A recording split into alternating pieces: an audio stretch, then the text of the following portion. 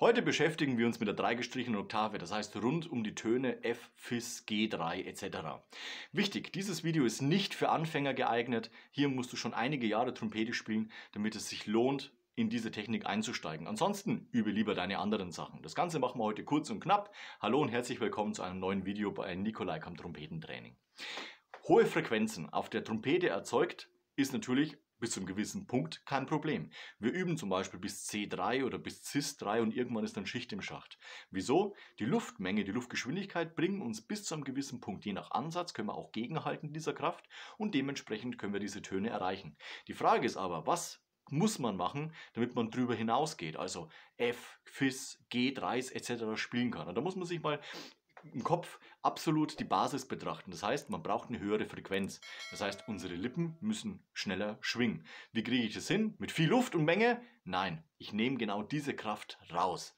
Das heißt, ich nehme weniger Luft. Das Ganze ist natürlich auch etwas zu erklären. Das heißt, ich habe eine gewisse Lippenspannung und wenn ich jetzt nach oben gehe, brauche ich eine höhere Frequenz. Das heißt, ich spanne nach, es fließt weniger Luft über unsere Lippen. Das heißt, dort kommt viel weniger Luft durch.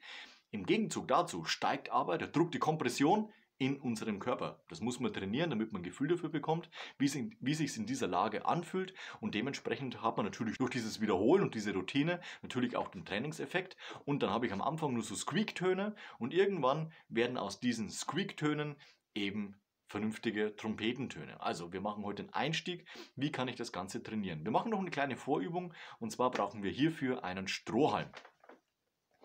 Den habe ich hier und wenn ich jetzt reinpuste in den Strohhalm, nimmt er natürlich eine gewisse Luftmenge auf. Das wäre vom Gefühl her für mich so C, D oder E2, in diesem Bereich liegt es. Wenn ich jetzt nach oben gehe, drücke ich natürlich den Strohhalm etwas zu, das heißt mein Ansatz spannt nach und dementsprechend fließt weniger Luft durch, da bekomme ich ein Gefühl dafür.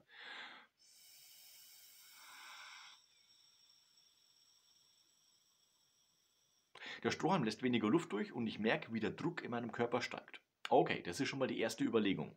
Also fließt weniger Luft und ich muss aber trotzdem höhere Frequenzen erzeugen. Das heißt, ich mache das Ganze erstmal leise, also nicht mit voller Kraft und voller Power draufziehen auf die Töne, sondern ich versuche mit einer vorwärts gerichteten, aufwärts gerichteten Zungenposition, stark angespanntem Ansatz, hohe Frequenzen zu erzeugen. Und das natürlich gleich auf unserer Trompete. Ich nehme über den Griff 1 und 3, da fällt es mir etwas leichter, oben das G3 zu erreichen.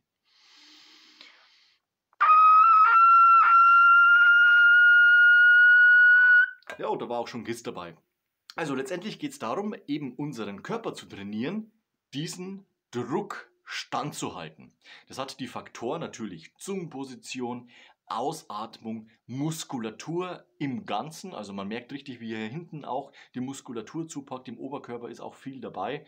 Und letztendlich merke ich aber auch, dass der Körper diesen Druck standhalten muss.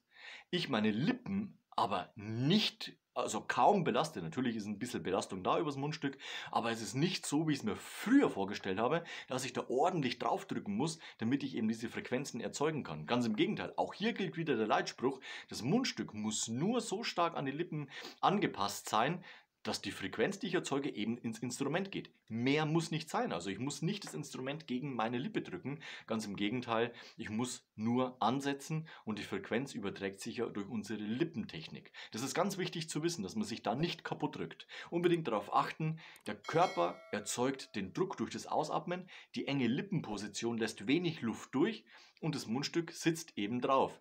Aber es drückt nicht drauf und macht uns da kaputt. Ansonsten ist man eben sofort mit der abgedrückten Muskulatur etc. sofort wieder K.O. oder man hat eventuell dann sogar das Problem, dass man sich den Ringmuskel abbläst. Also da immer aufpassen, es kommt auf die Technik an. Wir machen nochmal eine Session.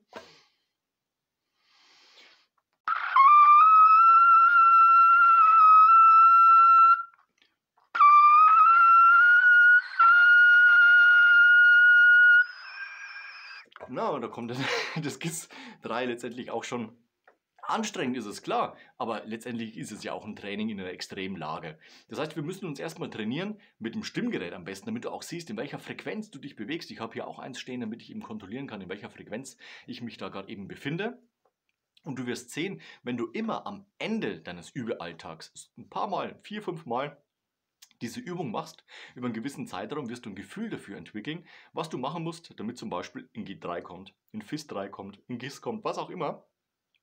Und dementsprechend kannst du natürlich dann diese, sagen wir mal, Frequenzen, diese Squeak-Töne, wie man es auch im Amerikanischen nennt, wirst du dann umwandeln können in Töne. Und darauf kommt es an, dass wir uns eben durch dieses ewige Wiederholen, dieses Üben, was natürlich immer ein großes Wiederholen ist, so trainieren, damit wir diese Frequenzen auch in Töne umwandeln können. Und dann kannst du trainieren, dass du zum Beispiel Skalen nach oben spielst, Dreiklänge nach oben spielst oder gewisse Intervalle, die eben gut im Ohr liegen, wie zum Beispiel eine Quarte, auch einsetzen kannst, damit du dann zum Beispiel diese Spitzentöne auch erreichen kannst. Dabei wünsche ich dir viel Erfolg. Schreib doch in die Kommentare, wie es bei dir funktioniert, beziehungsweise welche Übungen du machst, um eben solche Frequenzen zu erreichen. Lass am Ende noch ein Like und ein Abo da. Wir sehen uns nächste Woche. Bis dahin, ciao, euer Nico.